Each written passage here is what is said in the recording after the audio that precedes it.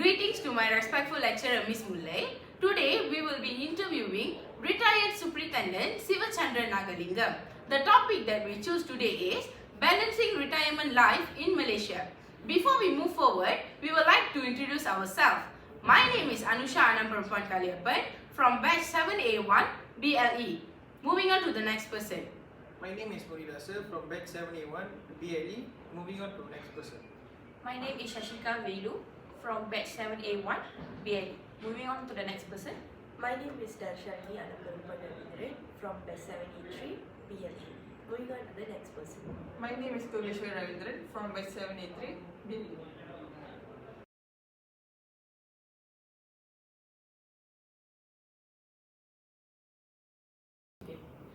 Hi sir, I'm Anusha. Now I would like to ask you two questions, which is, can you tell us about your years of service in the police force and your main responsibilities?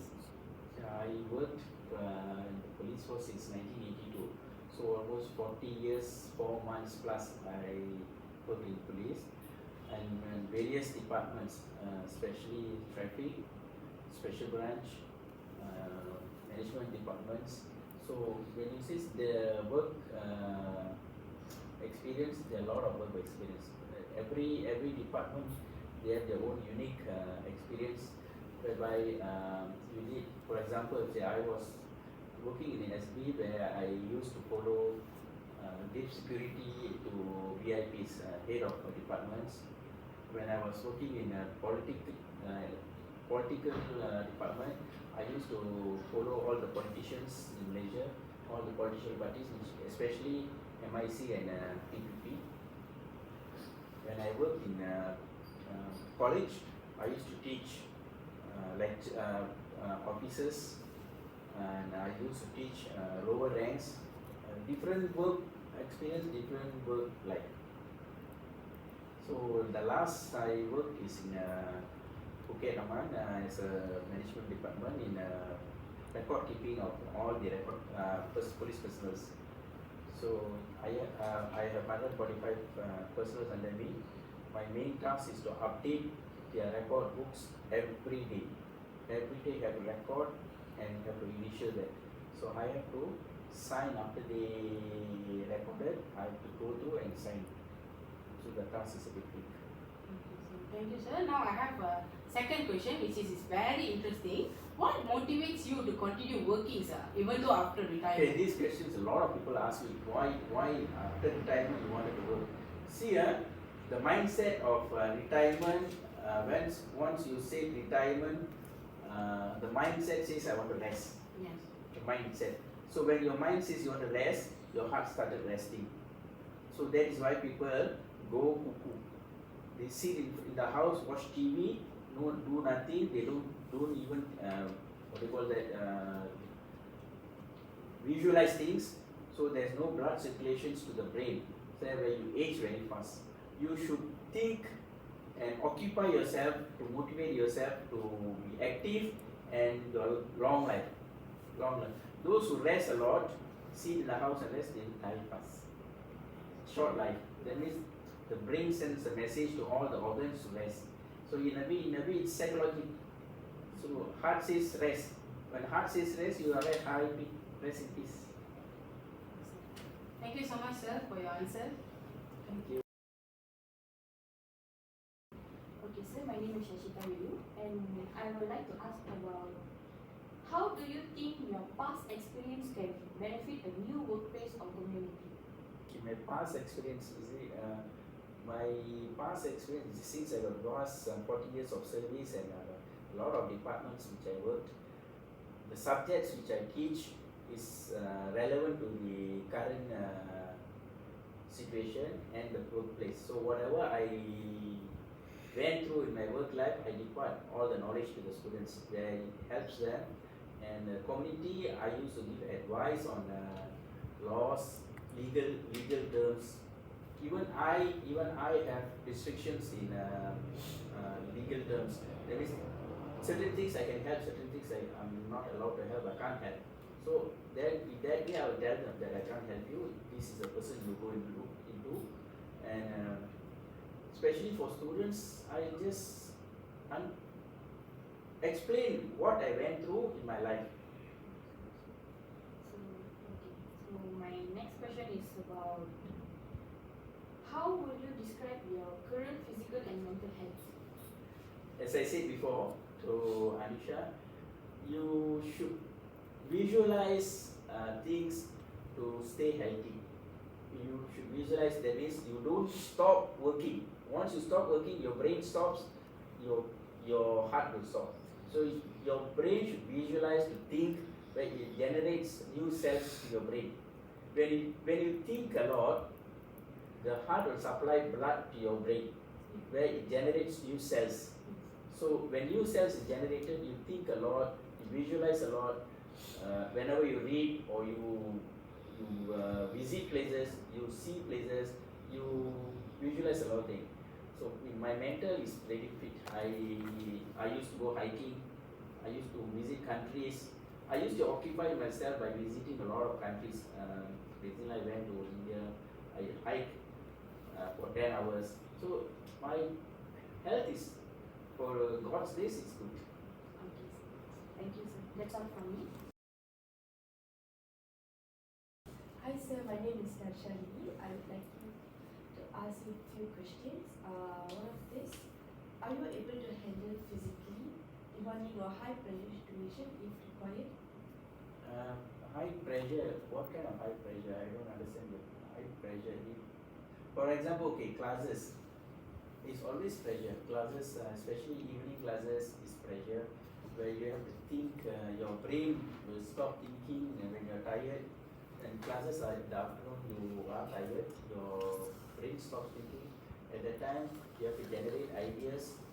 I'll manage that. Other than that, pressure by management, yes. Such the time frame. Last minute they give your time frame to finish the jobs, which I can not to say pressure. I can handle. Only that you have to do one topic at a time. That means you do one by one to clear the workload. So you will be above pressure. You don't go under the pressure when there's somebody pressure you to think, do things. You take your time, take your moment and do one by one. Yes, sir. So the next question, are you comfortable using modern technologies like computer surveillance I keep updating systems? myself by using for computer is for teaching. Computer is a must. So Google Classroom is new for me, but I learned and I started doing that. In 2-3 months I started learning already. Now AI is new technology. I started using AI. So we have to update ourselves. To keep updating, you have to read a lot, to know a lot, read books, update yourself by watching all the YouTubes and everything. Yeah, no problem. Okay, sir. Thank you for your answers. Hi sir, my name is Kogleshwari. Today I would like to ask you 2 questions, which is, how do you stay updated with changes in laws, procedures, or new trend in law enforcement security? Changes in laws and procedures. Each time the government introduce a law, they will publish in internet and their books and everything.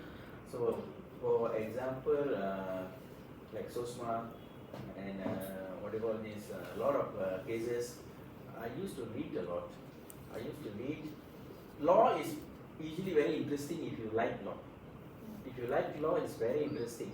So I used to read a lot. I used to discuss with my colleagues, ex-colleagues, about the new laws and how it's going on.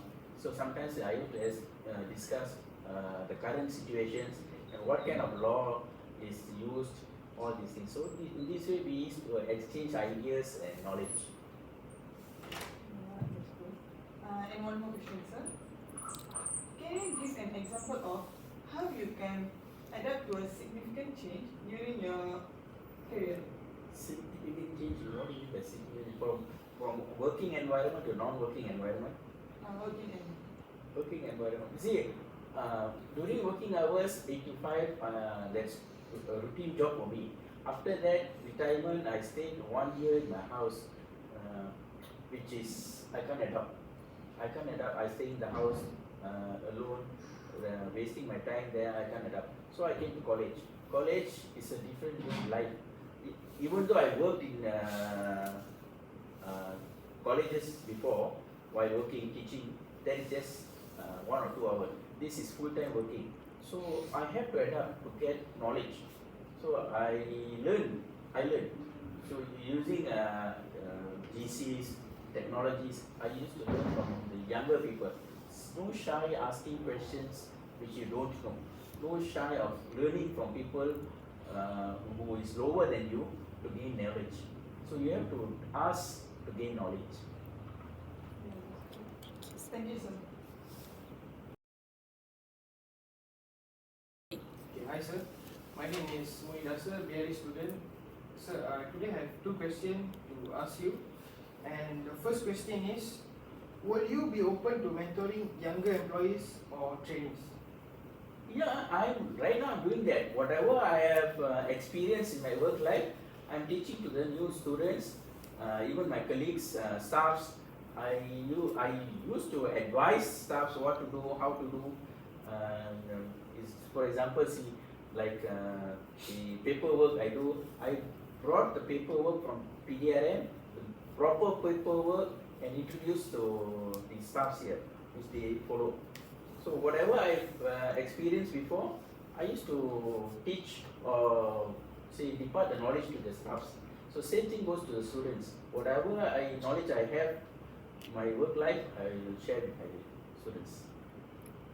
Okay, so thank you so much sir. And the second question is, what are your goals for or expectations from this next phase of your working life? My working life, I like to visit as much countries as possible while I can walk. See, I started visiting countries when I was about 58, 59 years old. So the last 5-6 years, I visited a lot of countries. So my goal, 1 year, at least 3 to 4 countries to visit. So that's the life, I want to spend my life visiting countries, going around, not just by sitting. So sometimes visiting countries, by visiting, you gain a lot of knowledge on the culture and situations of the country. So don't stay put in the house. Money is another problem. So when you say money is a problem, you will never travel. So if you wanted to travel, see, for example, you wanted to buy a car, you don't have money, but then you still buy a car, right? Don't tell me you got 30,000, 40,000, you buy a car. You don't have a car, but then you still buy and then you pay. Same thing goes to this. You go to the countries. So I learned one story about an old man, 74 years. Every year, he will work as a tea staller. He works tea staller. He go and borrow money, 13,000, 14,000. He will visit countries, he and his wife. Come back, he will work as a tea staller and pay back the money. He has visited 74 countries. See, he has visited 74 countries. That is a very good experience. I just visited about 20, 30 countries. So a lot of places to go. Thank you so much sir.